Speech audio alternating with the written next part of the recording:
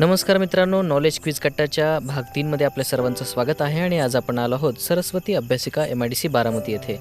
या अभ्यासिकेमध्ये आपल्याला मिळेल प्रशस्त बैठक व्यवस्था, स्वतंत्र डिस्कशनसाठी हॉल, स्वच्छ पिण्याचे पाणी आणि मोफत वायफाय. आजच आपला प्रवेश निश्चित करा. नमस्कार मित्रांनो, मी रत्नदीप आणि आज आपण आलो आहोत सरस्वती अभ्यासिका MIDC बारामती येथे. तर आपण या रोजगार कट्टा नावाच्या कार्यक्रमातर्फे या ठिकाणी एकत्र आलो आहोत. नॉलेज क्विज कट्टा हा एक असा कट्टाचा सदर आहे जिथं आपण महाराष्ट्रातल्या वेगवेगळ्या लायब्ररीमध्ये जातो, तिथल्या विद्यार्थ्यांशी संवाद साधतो, तिथल्या विद्यार्थ्यांना आपण सलग 3 प्रश्न विचारतो आणि या 3 प्रश्नांची उत्तरं जर त्यांनी योग्य दिली तर त्यांना मिळतो एक आकर्षक चांदीचा गणपती, त्यानंतर स्पर्धा परीक्षांची पुस्तकं आणि एक आकर्षक सर्टिफिकेट. तर आज या मुलांसोबत आपण खेळणार आहोत नॉलेज क्विज कट्टा. तर चला तर मग आपण सुरू करूयात या विद्यार्थ्यांसोबत नॉलेज क्विज कट्टा. तर माझा पहिला प्रश्न तुमच्यासाठी आहे. ज्या कुणाला या प्रश्नाचं उत्तर येते त्याने असं हातवरती करायचं, त्याला संधी दिली जाईल आणि मग सलग 3 प्रश्नांची उत्तरं बरोबर दिल्यावरती तुम्हाला आकर्षक गिफ्ट मिळणार आहे. तर प्रश्न हे तुमच्या अभ्यासाशी निगडीतच आहेत. तर माझा पहिला प्रश्न तुमच्यासाठी असा आहे की डॉक्टर दाजी भाऊ लाड हे नाव कशाची संदर्भात आहे? हां मॅडम. नाही, समाजसुधारक आहेत, पण ते कोणतं कार्य आहे त्यांचं? कशा संदर्भात त्यांनी भरीव समाजकार्य केलं? स्त्रियांच्या चळवळीच्या बाबतीमध्ये आहे. बरोबर उत्तर आहे सरांचं. सर पुढे या. सर तुमचं नाव आणि कुठून आला ते सांगायचं. किरण गोसावी, करमाळ्यावरून. किरण सरांनी अगदी उत्तर बरोबर दिलं. डॉक्टर दाजी लाड हे नाव जे आहे ते विधवा विवाहाचे पुनर्ते होते. त्यांनी स्त्रियांविषयी चळवळीमध्ये त्यांचं एक भरीव योगदान इतिहासामध्ये राहिलेलं आहे. सरांसाठीचा पुढचा प्रश्न आहे डॉक्टर सुभाषचंद्र बोस जे आहेत, सुभाषचंद्र बोस त्यांनी आझाद हिंद सेनेची स्थापना केली, बरोबर आहे, पण ते कोणत्या देशामध्ये केली? जपानमध्ये. नक्की जपान उत्तर बरोबर आहे का? हो. नाही, नाही सर, जर्मनी पण नाही. सिंगापूर. ओके ठीक आहे. सरांनी 2 चुकीची उत्तर दिल्यानंतर एक शेवटचं उत्तर बरोबर दिलेलं आहे. सिंगापूर हे उत्तर अगदी बरोबर आहे, पण आपण हा प्रश्न रद्द करणार आहे. सरांनी 2 अटेम्प्ट घेतले. ठीक आहे सर.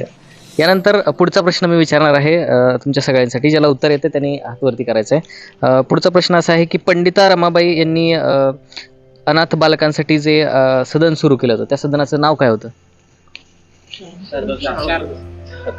एकाने, ज्याला हात येते त्याने एकाने उत्तर द्यायचं. हा नाही, अनाथ बालकांसाठी केलं होतं. मुक्ती सदन नाही. हा, सेवा सदन नाही. अनाथ बालकांसाठी कोणतं सदन सुरू केलं? हा नाही. 4 अक्षरी नाव आहे. 4 अक्षरी नावाचं सदन आहे.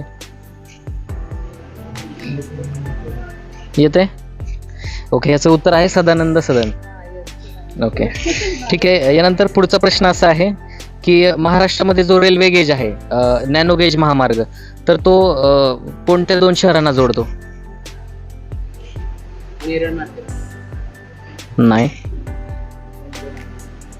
त्यातलं एक आहे मूर्तिजापूर, दुसऱ्याचं नाव सांगा.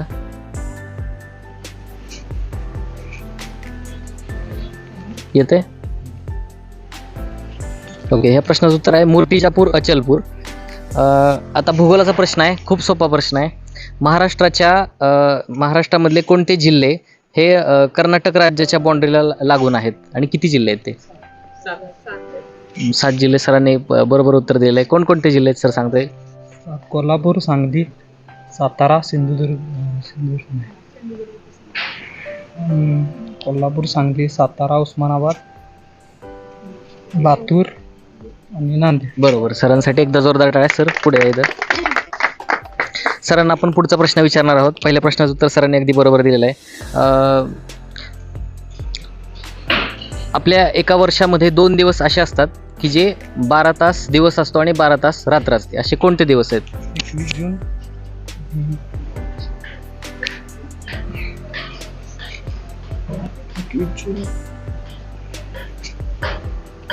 2 दिवस आहेत ते. 12 तास ऊन असतंय आणि 12 तास रात्र असते, म्हणजे सेम असते. 21 जून 22 मार्च काय 22 मार्च 21 जून नाही. तुमच्यापैकी कोणाला येते? 22 मार्च 22 सप्टेंबर हे उत्तर. काय वाटतं तुम्हाला, बरोबर आहे का चूक आहे? 22 मार्च 22 सप्टेंबर हे उत्तर अगदी बरोबर आहे. सरांसाठी जोरदार टाळ्या. पुढचा प्रश्न सरांना विचारणार आहे. पुढचा प्रश्न आहे श्वेत क्रांती ही कोणत्या पदार्थाशी संदर्भात आहे? दूध. दूध हे उत्तर अगदी बरोबर आहे. धवल क्रांती ज्याला म्हणतो आपण, त्या धवल क्रांतीचे जनक कोण आहेत? कुठले? ज्याला उत्तर येते त्याने हात वरती करायचं. मॅडमने बरोबर उत्तर दिलेलं आहे. मॅडम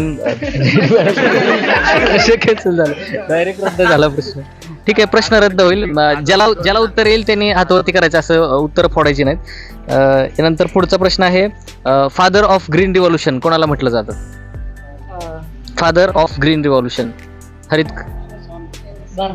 ज्याला, बघा परत तसंच केलं मॅडम, हात वरती करा ज्याला उत्तर आहे त्याने. नाही, चुकलं उत्तर. हा सर तुम्ही ते भारताचे झाले. सरांसाठी जोरदार टाळ्या. नॉर्मन बोरलॉंग हे उत्तर अगदी बरोबर आहे. परत एकदा फक्त हात वरती करायचं आहे, त्याला संधी दिली जाईल. भारतामधील हरित क्रांतीचे जनक डॉक्टर एम एस स्वामीनाथन यांना म्हटलं जातं आणि जगामध्ये नॉर्मन बोरलॉंग यांना म्हटलं जातं. तर नॉर्मन बोरलॉंग यांनी त्यांना जे नोबेल प्राइज मिळालेलं आहे तर त्या कोणत्या सेक्टरमध्ये मिळालेलं आहे? कृषी क्षेत्रामध्ये. बेसिकली अशी कॅटेगरी नाही आहे कृषी क्षेत्रामध्ये नोबेल प्राइज देण्याची, म्हणून त्यांना एका विशिष्ट कॅटेगरीमध्ये त्यांना सन्मानित केलं होतं. तर ती कॅटेगरी कोणती सांगता येईल का सर तुम्हाला?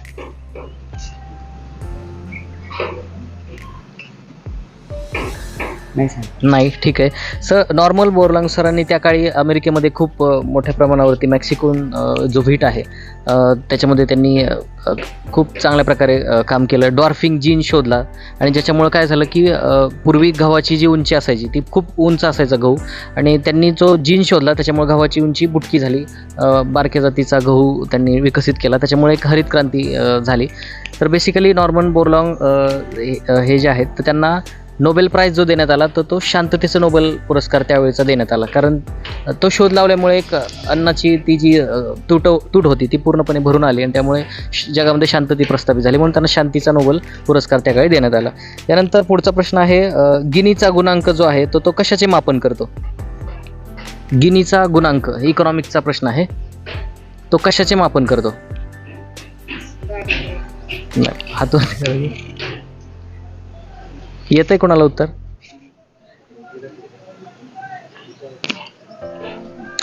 ऐकून आहे नाव गिनीचा गुणांक, ऐकून आहे, फक्त त्याच्याविषयी माहिती नाही. ओके, सो बेसिकली गिनीचा गुणांक हे समाजामध्ये असणारी आर्थिक असमानता ह्याचं मापन करतो. यानंतरचा पुढचा प्रश्न आहे औंढा नागनाथ हे पर्यटन ठिकाण. अरे सगळ्यांनाच येत आहे. नाही, ज्यांना जे नवीन चेहरे आहेत त्यांनी हात वरती केला. हां सर सांगा, तुम्ही सांगा सर. हां अगदी बरोबर. सरांसाठी जोरदार टाळ्या. किंगोले हे उत्तर अगदी बरोबर आहे. या सर, या पुढे सर, एवढं काय नाही. यानंतर सरांना आपण पुढचा प्रश्न विचारणार आहे. ओके, मँगनीज हे जे खनिज आहे त्या मँगनीज खनिजाचे साठे महाराष्ट्रामधल्या कोणत्या जिल्ह्यामध्ये जास्त आढळतात? कोल्हापूर, रत्नागिरी. एका जिल्ह्याचं नाव सांगायचं ज्याच्यामध्ये. नागपूर हे उत्तर अगदी बरोबर आहे. सरांसाठी एकदा जोरदार टाळ्या. 2 प्रश्नाचे उत्तर सरांनी बरोबर दिलेले आहेत. सरांची उंची जास्त असल्यामुळे ते फायदा घेतात, थोडंसं लांब. सहकारी संस्थांचे आर्थिक वर्ष कधी सुरू होते आणि कधी संपते? सहकारी 1 ऑगस्ट. नाही, 1 ऑगस्टला नाही, 1 ऑगस्ट नाही, 31 ऑगस्टला संपते आणि 1 एप्रिलला चालू होते. परत एकदा सर विचार करून सांगा उत्तर.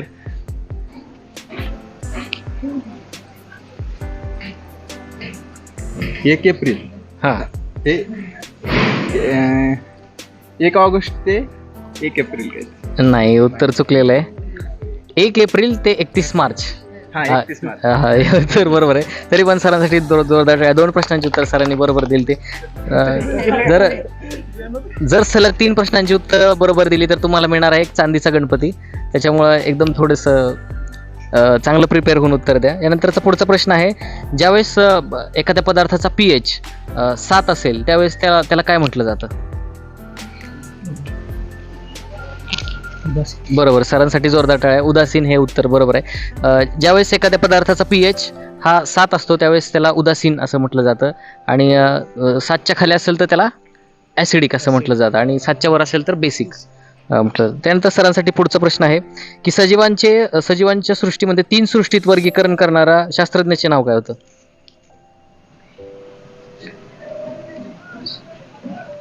सजीवांचे वर्गीकरण 3 सृष्टीमध्ये करणाऱ्या शास्त्रज्ञाचं नाव काय होतं?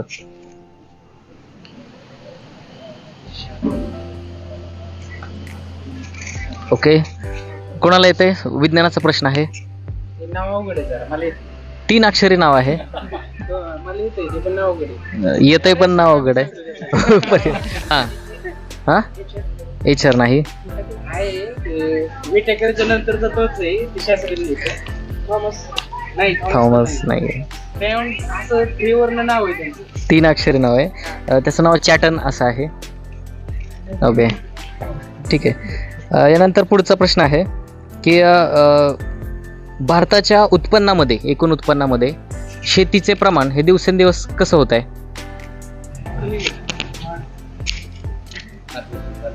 नाही, कमी होते. दिवसेंदिवस कमी होत आहे शेतीचं उत्पन्न. शेती क्षेत्राचा वाटा हा आर्थिक याच्यामध्ये कमी होत आहे.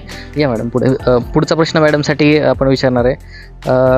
भारताच्या ज्या सीमा लागलेल्या आहेत ती सगळ्यात जास्त सीमा कोणत्या देशाला लागलेली आहे भारताची?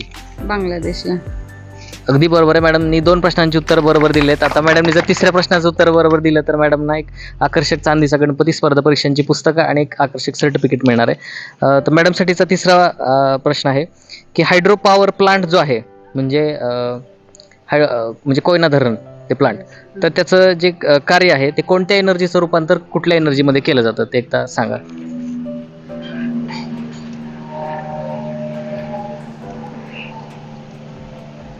वीज निर्मिती आहे तिथं. बरोबर. तिथं लेक टॅपिंगचा पण प्रयोग झालाय पहिला. अगदी बरोबर. कोणत्या ऊर्जेमध्ये रूपांतर केलं जातं? जे रूपांतर केलं जातं त्या ऊर्जेचं नाव माहिती आहे सगळ्याला. इलेक्ट्रिसिटी जनरेट होते, विद्युत ऊर्जेमध्ये रूपांतर होतं. पण अशी कोणती ऊर्जा आहे जिथं ऑलरेडी आहे तिथं धरणाच्या बांध जो आहे त्याच्या पाठीमागच्या साईडला ती ऊर्जा प्रेझेंट आहे? हा स्थितीज गतीज मध्ये होतं ना, ते केलं जातं. जलविद्युत निर्मिती केली जाते. मॅडमसाठी जोरदार टाळ्या. मॅडमने 3 प्रश्नांची उत्तर अगदी बरोबर दिलेली आहेत. आणि यानंतरच पुढचा प्रश्न आहे,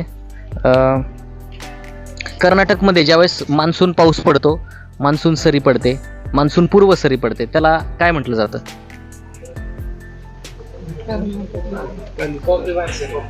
कॉफी बहार सरी. दोघांनी पण दिलेलं आहे. कोणाला घ्यायचं? नवीन कोण आहे? नवीन या कोणीतरी या पुढे. सरांसाठी 2रा प्रश्न आहे, महाराष्ट्रामध्ये ज्यावेळेस मान्सून पूर्व पाऊस पडतो त्यावेळेस त्याला काय म्हटलं जातं? अमृतसरी. कोकणामध्ये अमृतसरी म्हणतात. विदर्भामध्ये काय म्हटलं जातं? सांगली भागामध्ये काय म्हटलं जातं स्पेसिफिक? सातारा, सांगली. ज्या उत्तर येते तरी आतवरती करायचं. केवस बरोबर आहे. ठीक आहे सर, या बाकीच्यांनी पण उत्तर देणं अपेक्षित आहे. यानंतर पुढचा प्रश्न आहे,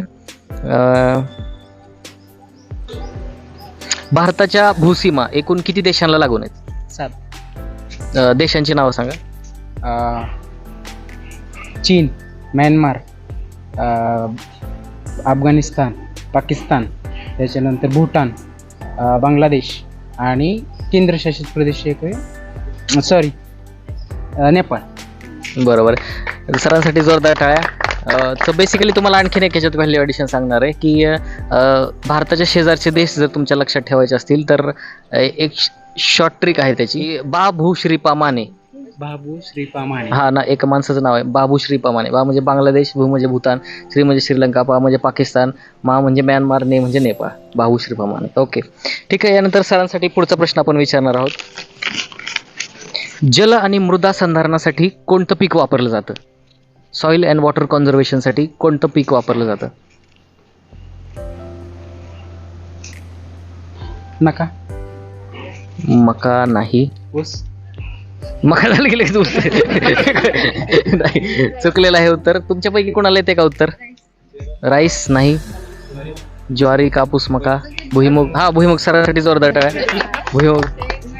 सो बेसिकली नायट्रोजन स्थिरीकरण तर आहेच मॅडम, पण जल आणि मृदा संधारण म्हणजे समजा एखादा मोठा पाऊस पडला आणि एखाद्या शेतामध्ये समजा भुईमुग असेल, तर भुईमुग कसं असतंय, जमिनीलगत वाढणारं पीक असतंय. त्याच्यामुळे ते माती काय करतं, धरून ठेवतं, पाणी धरून ठेवतं. त्याच्यामुळं भुईमुग हे उत्तर अगदी बरोबर आहे. सरांचं नाव प्रवीण गोरख कायगुडे. हां, प्रवीण सरांसाठी पुढचा प्रश्न आहे की सातारा जिल्ह्यामध्ये असणारा एक सुप्रसिद्ध धबधबा, त्याचं काय नाव आहे? अरे परत तसं नाही झालं बाई, परत तसं करू नका. प्रश्न माझे संपत चाललेले आहेत. धबधब्याचाच प्रश्न असेल, फक्त राज्य थोडंसं, जिल्हा थोडा चेंज होईल. अहमदनगर जिल्ह्यामधल्या धबधब्याचं नाव जिथं बऱ्याचशा पिक्चरचं शूट झालं होतं. अजय देवगणचा एक पिक्चर आहे इतिहास नावाचा, तो सुद्धा तिथं शूट झाला होता. 2 अक्षरी धबधब्याचं नाव आहे. आता यायलाच पाहिजे.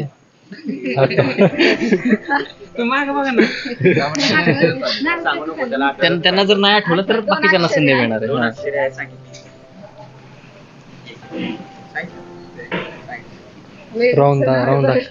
तिसरा शेवटचा प्रश्न घेऊया की आपली जी माणसाची जी किडनी असते, त्या किडनीमधून कोणता पदार्थ फिल्टर होत नाही?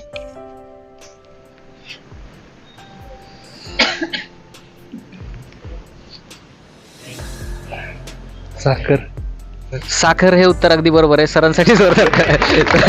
3 प्रश्नांची उत्तर अगदी बरोबर दिली आहेत आणि आपल्याला मिळालेले आहेत 2 विजेते. एक बक्षीस वितरणाचा कार्यक्रम आपण घेतोय.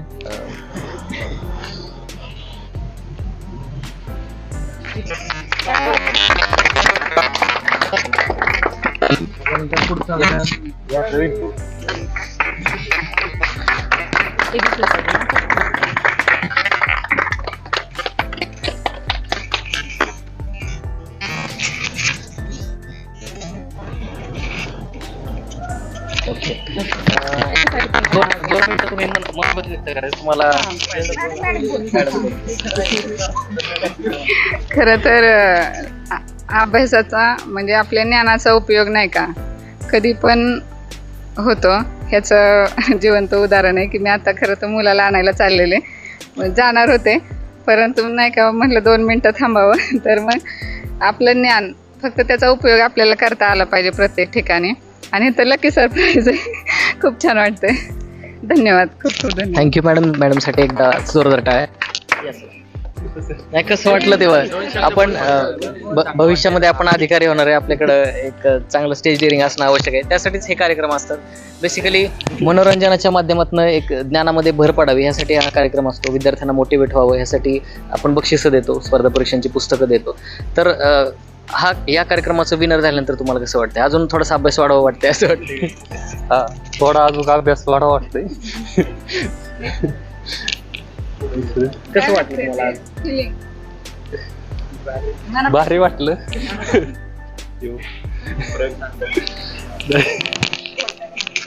ओके, ठीक आहे. ज्यांच्या लायब्ररीमध्ये आपण हा कार्यक्रम आयोजित केला होता, अशा या सरस्वती अभ्यासिकेच्या ओनर, त्यांच्याशी आपण बोलणार आहोत. त्यांना हा कार्यक्रम कसा वाटला आपण त्यांच्या तोंडून ऐकणार आहोत. मॅडमला विनंती करतो की त्यांनी समोर यायचं आहे. रोजगार कट्टा या यूट्यूब चॅनलच्या माध्यमातून तुम्ही इथे आलात आणि आमच्या लायब्ररीतल्या सरस्वती लायब्ररीमधील विद्यार्थ्यांना प्रश्न विचारले, त्यांना त्यांच्या बुद्धीला चालना मिळेल किंवा आपलं ज्ञान पडताळून पाहता येईल असे काही प्रश्न विचारले आणि हसत खेळत हा कार्यक्रम झाला आणि मुलांनी ह्याच्यामध्ये चांगला प्रतिसाद दिला आम्हाला. आणि आणखीन पुन्हा तुम्ही यावं, अजून मुलं आमची चांगली अभ्यास करून चांगलं हे करतील आणि तुमच्याकडचे जे काही प्राईज आहेत ते जास्तीत जास्त मिळवण्याचा प्रयत्न करतील अशी मी तुम्हाला ग्वाही देते. आणि इथे तुम्ही आल्याबद्दल धन्यवाद. तुमचे सगळ्यांचे आभार. सर्व विद्यार्थी मित्रांना एक विनंती आहे, रोजगार कट्टा या यूट्यूब चॅनलला आपण सर्वांनी लाईक करा, शेअर करा, सबस्क्राईब करायला विसरू नका. असाच कार्यक्रम घेऊन आपण पूर्ण महाराष्ट्रभर फिरत असतो. आपल्याला जर असा कार्यक्रम आपल्या लायब्ररीत घ्यायचा असेल तर कृपया आपण आम्हाला संपर्क करू शकता. संपर्कासाठी जो नंबर आहे तो डिस्क्रिप्शन बॉक्समध्ये लिंक्स दिलेले आहेत, त्याच्यावरती क्लिक करा. धन्यवाद.